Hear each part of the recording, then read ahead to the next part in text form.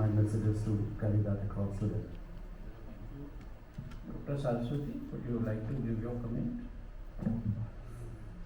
Nothing to offer. Anyway, friends, this second round of questions over, I would now go to the audience. We can address two questions. When you raise your question, please introduce yourself very briefly, your name and your background. And you also, if it is possible, address the name of the person whom you want to put this question to. Hello, my name is Rajesh Sehgal. I work with LIC and I look after LIC International Business and NRI business. So my question is not exactly about tourism, but about the airport.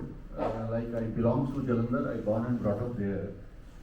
So in my hometown, every house has one person abroad, and there is a need of airport, but there is no airport there. However, so much potential area. And they started one airport at Adhampur, then they closed it. However, it was always overloaded. So it is not exactly a tourism question, but the Udan and the possibility of India airports, so there is shortage and there is a high potential and the people have a lot of money there. So, I don't know very good point. that. In fact, you have also referred to the scheme that I would say ambitious scheme that Government of India had launched in the 2016 policy, civil aviation policy, Udan Regional Connectivity Scheme as we call it, and we have done a lot in that particular scheme. Maybe the turn of your area hasn't come so far, but they have phases. Maybe a time will come when all other phases are over, that the government will pick up other phases also, and we will have more airports. Presently in the RCS, as you know, the abundant airports were kind of revived again so that they can be made operational. But I think connectivity by air is a necessity, especially for a country like India. If you compare the connectivity or the number of airports that India has among other countries, it stands totally. But the fact is that now today we are aiming towards 400 airports.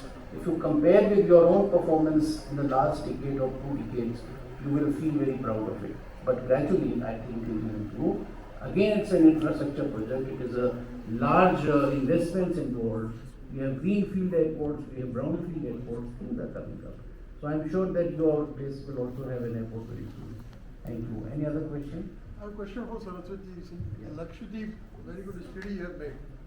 I've been to Lakshadweep many times. You see, my study is there. Connectivity is the main issue. Still you require 5 days permit to visit the Lakshadweep. Secondly, from Bangala Island or Minicoy and all, helicopter service is there, very erratic. So whatever you say, the government plan, recently Prime Minister visited and a lot of news has come. But there are so many issues, there is no electricity. Entire tower and the islands are based on diesel generating sets. Solar has experimented, it has not worked. So I think the major issue there is the connectivity and affordability. You can't have the affordability go to one island to another. A common tourist cannot venture to that. So I think the first thing is we have to start ships at Calicut or from other seaports, and that will be more economical. And secondly, the government should relax the permit system and all. But I think there are major issues of defense airport because the defense is not allowing so much of tourism. Otherwise, the best export can be their of fish and coconut. It is in abundance. So what is your take on that? As I mentioned to you, Lakshadweep cannot suffer over tourism at all because they just have 32 square kilometer of land area. So the tourism has to expand to the lagoons. And for extending the tourism to lagoons means we have to go for alternate type of accommodation like water villas and all those things. Second thing is connectivity. Yes, foreign hunts operations are there to Kavarati, Bangaram, etc. But first thing is the operation itself is not very reliable because of various conditions. So government, the Niti Aayog has suggested deployment of seaplanes. So after the seaplanes come through, first thing is passenger carrying capacity will increase, and it is expected the operations will become more reliable. See, out of 32 islands, they respond for. We can't say responsible. What we can do is, rest of the supplementary questions, we can discuss it over the lunch. So friends, I'm sorry you did raise your hand, but I think, many hands will raise if I say, would you like to have lunch or the next question?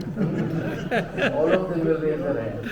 So friends, bear with me, and Mr. Rakesh Mathur has a point to make on this question. Yes, on Lakshadweep, Dr. Saraswati, I just wanted to mention that they are live coral there. And the water bungalows will be, and every environmentalist has criticized this concept of water bungalows. Everybody has said that any development should be on land and below the tree line. It should not be high rise and luxury and things. So I think that is a point that you may consider in your presentation. Water bungalows will destroy the coral and the very purpose for which tourists will go there. I totally agree, because that's what I've been studying this entire project.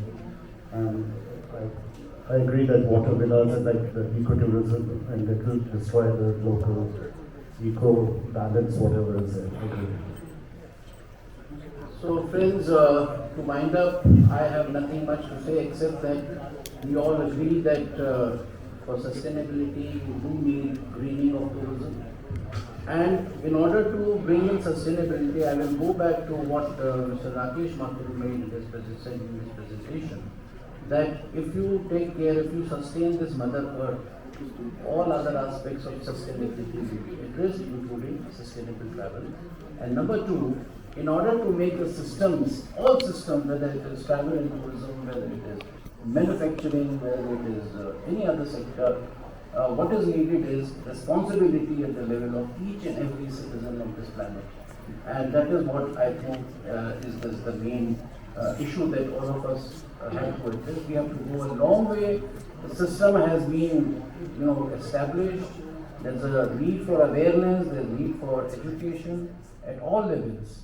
And I'm sure that India would, in the coming years, based on its current policy, I would say that sustainability is going to be the guiding star.